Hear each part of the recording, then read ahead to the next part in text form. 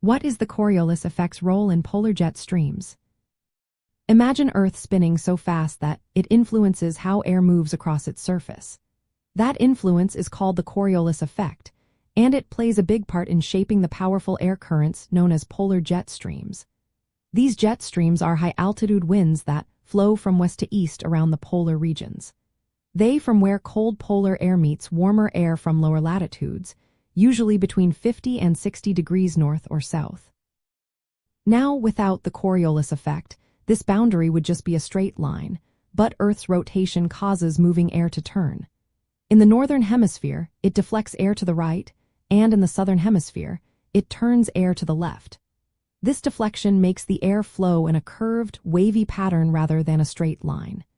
These waves are called Rossby waves, and they are responsible for the big undulations in the jet stream.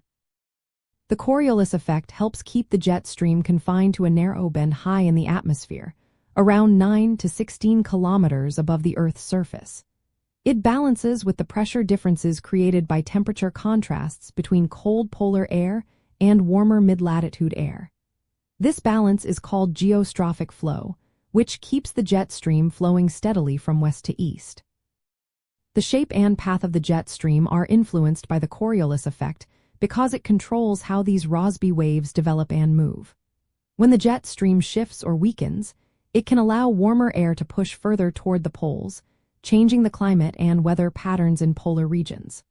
So, the Coriolis effect is like the invisible hand that guides these high-altitude winds, steering storms and shaping the climate.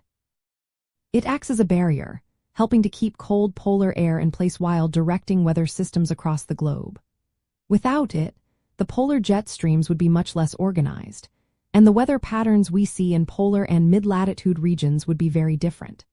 In short, the Coriolis effect is essential for creating and maintaining the strong, curved jet streams that influence the climate and atmospheric phenomena in the polar areas.